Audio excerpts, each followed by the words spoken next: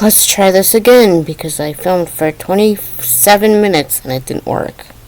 I guess that's kind of a good thing, but because I did get the room a little messed up, but and I knocked things over. I want to film my Goodreads goal that I accomplished, and I don't know how I can share the screen with you guys, so we're just gonna do it this way for now, and you're just gonna have to trust that I did do everything that I say, because I don't have the patience to figure something out. Anyways, that was a ramble on how my week has been, more or less. And I am here to tell you about my 2024 reading challenge, because I did hit 27 books last night, and I'm so happy. It might not sound like I'm happy because I'm just done with everything. But yeah, it says I'm recording, but let's see if it actually does. And sorry about the hair. You're just gonna have to deal with it, because I don't feel like messing with it right now. So yeah, let's just get into it. Sorry about the rant. Rant is over, and yeah, I read 27 books this year. And I don't know if I'm gonna finish my goal of 29 books. I technically did hit my goal at some point, and I'm not really, I don't have, a book, the only book challenge thing that I do is Goodreads, and I know Goodreads is owned by Amazon now, and I know Amazon, there's, a scandal or something behind Amazon, and, don't come at me if you don't like it, and I'm sorry if you don't like it, but that's, the easiest thing for me to use right now, because I know what I'm doing.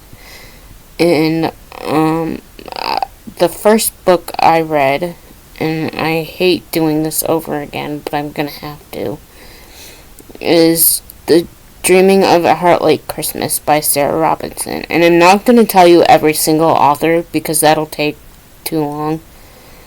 And it's just a cute little Hallmarky Christmas movie. Yeah, it was really cute. I enjoyed it. I don't remember what I rated it, because it was last night.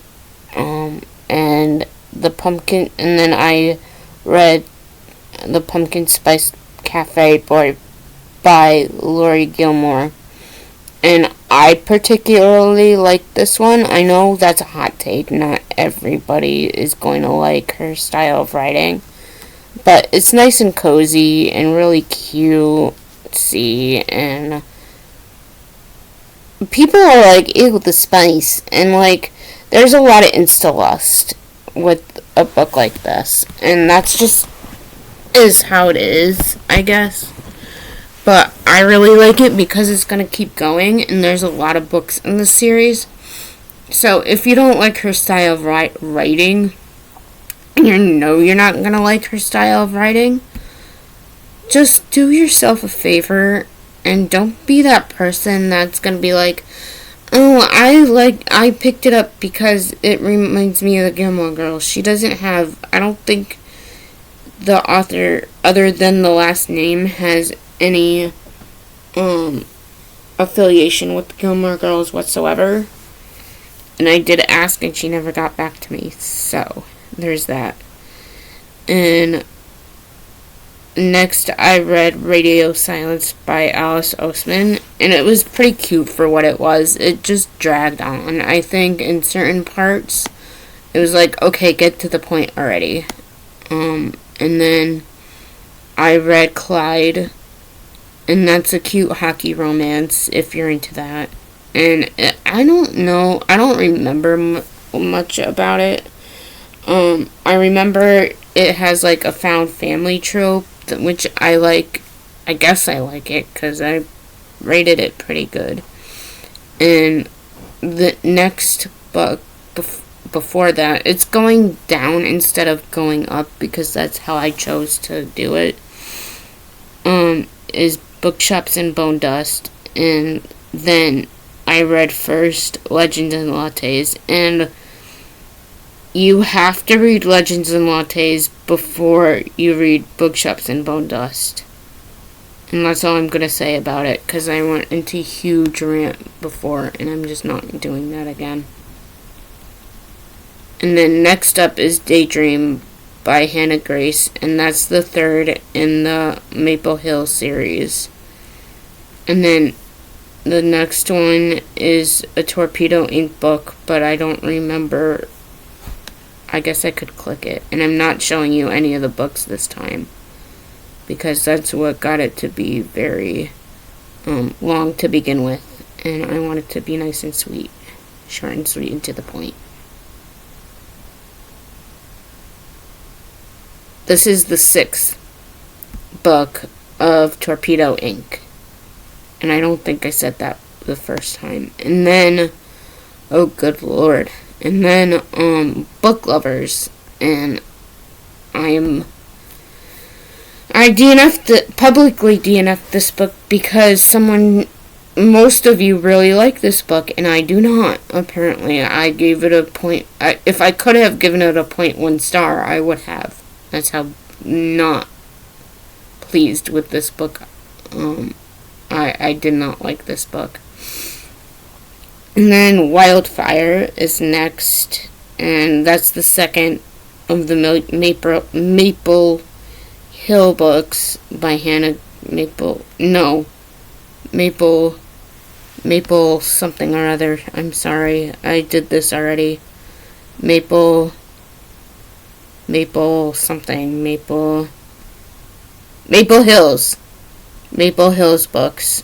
And I really liked these books, but they're not highly rated on Goodreads for some bizarre reason. I guess 3.84 is considered like a good rating, but I don't personally consider it a good rating. Anything over 4 I consider a good rating, I guess. And then next, before that, I read Red, White, and Royal Blue on audiobook, and it was really cute. I like the audiobook the best, I think. But yeah, that was my July read. I remember that because I listened to it on the way, waiting to be picked up from Connecticut. And Love Unwritten is the next one, or before that. And it was really cute. I greatly enjoyed it, and I'm not showing it to you, the covers to you, because it took too long the first time. And Artificial Condition is a sci-fi written by Martha Wells, and it's a really cute short story. There's a bunch of them if you're into that. It's science fiction. That's all I'm going to say. And then Mistborn, The First Empire, which is a very weird title for the first book, I guess. I guess it has, oh no, The Final Empire, I think, I don't know if I said that right. The Final Empire is a Brandon Sanderson book, and I did not rate that one highly. Only because it came recommended to me, and the hype around it was just too much. But I did actually stick it out, and I'm still reading the second one, but I do enjoy the second one better than the first one. And All Systems Red is the first one by Martha Wells. And that's a good one too. It's really funny. Love Redesigned is the first book that comes first. You have to read Love Redesigned and Love Unwritten in that order, just because of how it's written. And no, they're not standalones. And then the next is my final memoir of the year is The Woman in Me by Britney Spears. And the next one is Harmony of Lies by Brian Feehan. And I'm sorry if I'm pronouncing your last name wrong. And Harmony of Fire. And it's Harmony of Fire and then Harmony of Lies, just for the record. And you do have to read them both in order.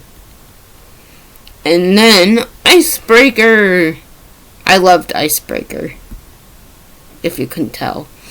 And then before Icebreaker, I listened to Cold Days in the Sun. And that was an adorable one from what I remember. It's about the Saki people. I don't remember exactly, because that was a long time ago. And then Jim Butcher's Wildless is next. I don't know how to pronounce the other name. Aeronauts Wildless. I'm sorry if I'm pronouncing that wrong. More Happy Than Not by Adam Silvera. It was pretty awful. I thought that would be the worst rating I've had, but that's not true, because I DNF'd Emily Henry. And I'm sorry if you're an Emily Henry fan, but I can't. Long story short, I can't be after that book. After the book I told you that I DNF'd. And then the next book is Heaven and Earth Grocery Store. And which is very funny, because I thought that I read it in 2023. But for some reason it's on the 2024 list. But, whatever. And then the next book, I listened to the Heaven and Earth Grocery Store, if you're wondering. I soft DNF'd my paperback version, and then I picked it up from audiobook from the library. And then the next is Library of the Lost and Found. That one was very cute, I think. I don't remember much of it, but I remember it being very cute.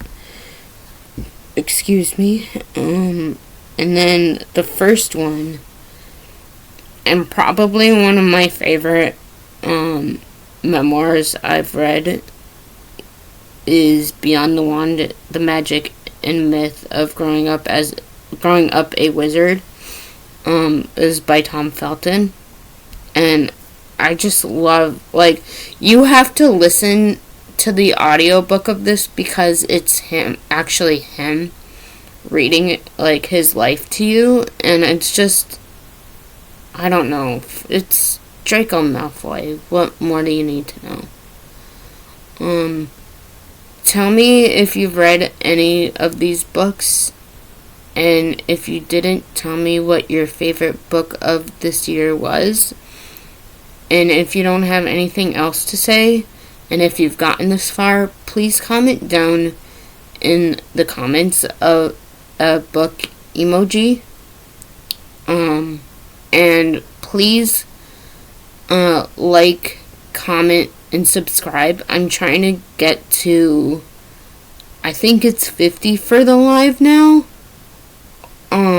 They keep bumping it up, but I'm trying my hardest to get to the lives. I want to be able to do a live at least once a week. And I don't know why live, I'm so interested in them. Maybe because I like participating in lives. Just like a live stream thing for you guys. To talk to you, in person. I'll be in person. You guys will be behind your screen. And, yeah, I just want to make a little community out of it. And it seems the ones I'm in are very nice and, welcoming. And I want that for us. And I need 50 subscribers, and I'm only at 22. So please comment, like, and subscribe. And it's free to do all of those things. So, yeah. Have a good day wherever you are, and a good night, good weekend, end of the weekend, whatever. Have a good one. And I'll see you on my next episode.